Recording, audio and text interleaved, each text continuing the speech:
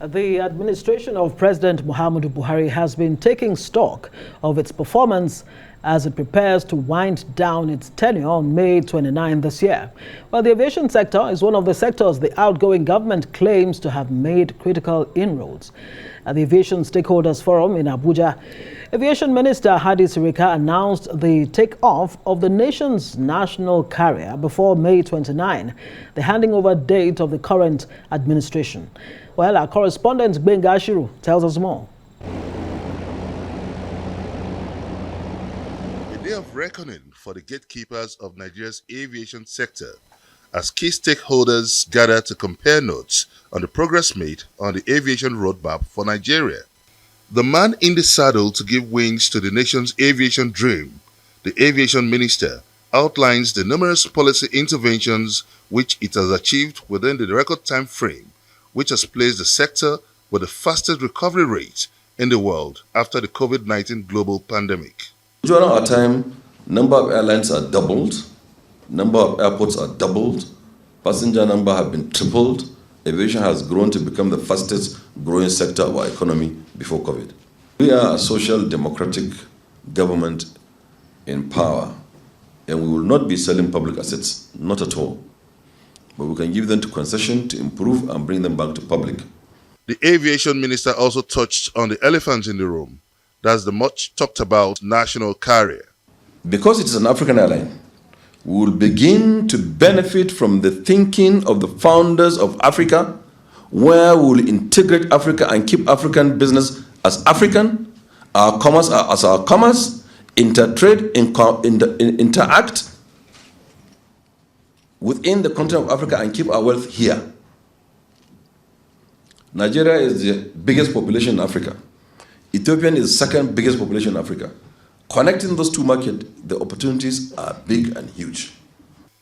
Other heads of parastatal in the aviation sector also highlight their contributions to their current narratives being presented, one of which is to change nomenclature of the Accident Investigation Bureau to the Nigerian Safety Investigation Bureau, which places emphasis on airline safety rather than managing airline liabilities. NSIB Act 2022 replaces the Establishment Act of the Accident Investigation Bureau under the Civil Aviation Act 2006, whose scope of operation involved investigating only air accidents.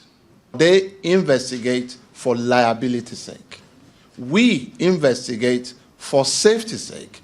How can we prevent the reoccurrence? Professor Mansour Bako of the Nigerian Meteorological Agency also mentioned the agency's expansion of targets, which also includes revenue generation drive and technological innovations in climate and weather decisions.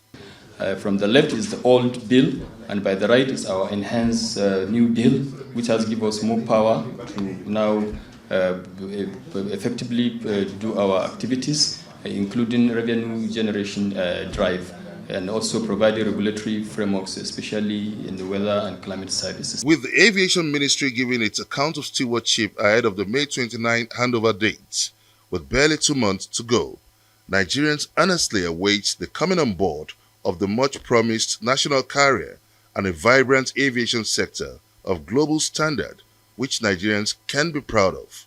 Benga Ashiru, Arise News.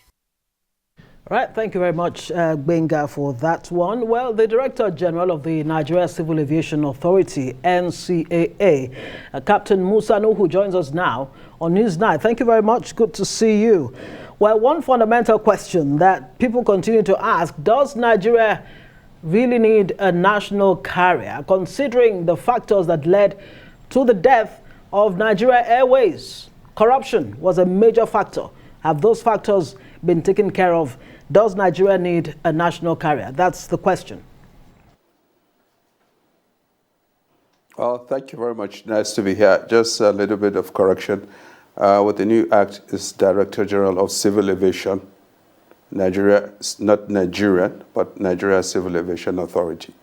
I thank you very much. As regards does Nigeria need an initial airline, as the regulator, that is not my question to answer.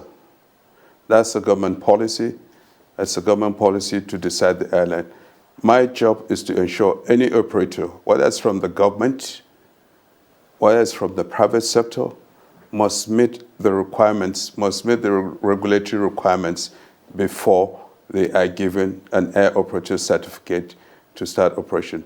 So I don't deal with policy matter. It's dealt with at the higher levels of government, Ministry of Aviation, and at the cabinet level. Mine is to ensure compliance, irrespective of the origin of the application, with the requirements of the Nigerian Civil Aviation Authority for establishment of an airline. What would you be looking out for to ensure that Nigeria Air, by whatever name, actually, aligns with what you as a regulator expects of the airline? Well, it's a 5-stage process for all airlines, and there are requirements. They are written there in the regulations, and they're given to the operator, and each and every operator must comply with the requirements of this 5-stage UAC certification process. It's there in our regulations. There are quite a few of them. But our job is to ensure compliance with these requirements. Captain Nuhu, let me come in here. It's always an interesting, bit to have a captain running the affairs of such. Now, paint a picture for us, because Nigerians are excited. Listening to the minister say this is the second biggest bringing revenue to the country. Now, what are the key concerns that you have to deal with on a daily basis from Nigerians? Well, our key concern is to ensure the industry operates safely, securely. Passengers should have full confidence into an airline, any registered Nigerian airline, traveling from point A to B. I get there safely in a safe, secure manner. That's our main concern with the airlines. And several factors are responsible for this role.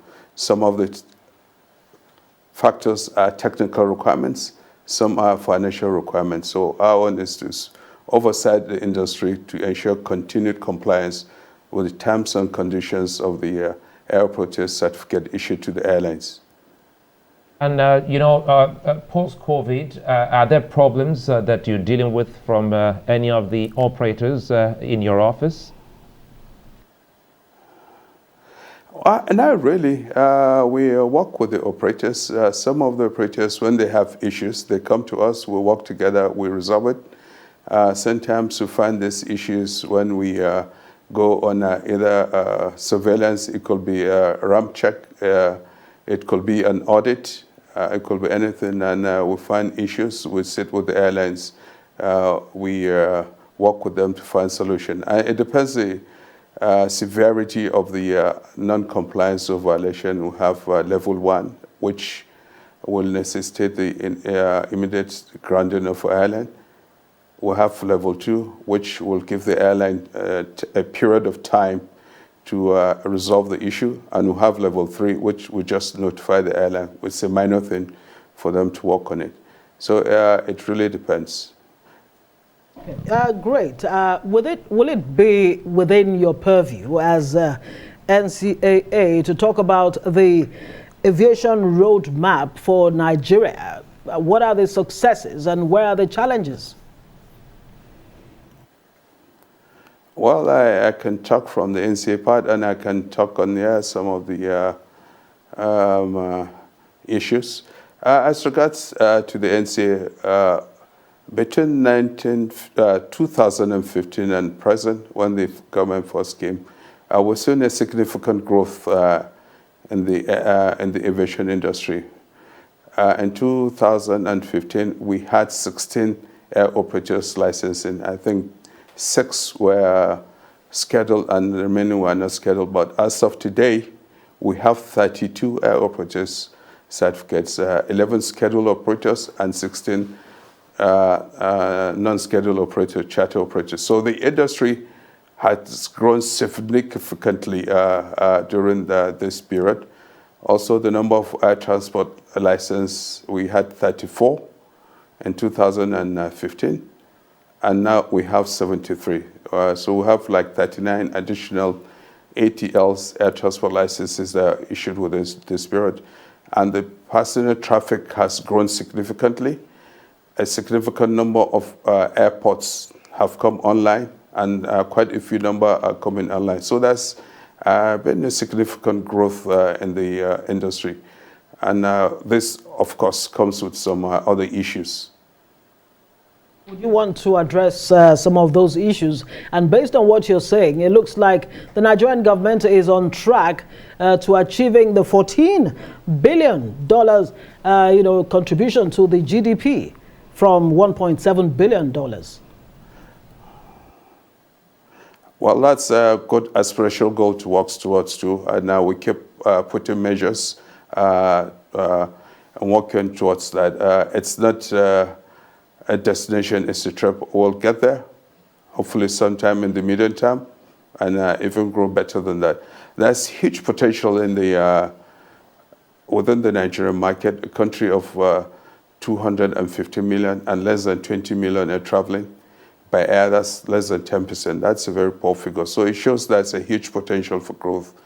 And currently, the Ministry of Aviation is looking to review the national civil aviation policy. In fact, the first stakeholders meeting was held a couple of days ago in Abuja. A couple of more will be made, where the entire industry, all the stakeholders in the industry will have a say, including NCA and other public aviation agencies will have to stay with the industry stakeholders to develop, review, and improve on the national civil aviation policy as to give a positive direction in which the civil aviation industry in Nigeria will move in the medium and long term.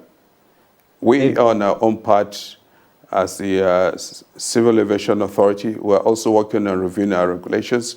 We've sent notice of proposed rulemaking with the proposed new rules and regulations to the industry to review. That's been going on for well over 4 or 5 weeks now, and we're going to have a stakeholder meeting early of April to sit down for several days to work together and develop new these regulations. And the aim of this new regulation is to open up the industry in several areas so Nigeria can fully exploit the potentials of the aviation industry and growing the national economy. Well, Captain Musa Nuhu, many thanks for speaking with us.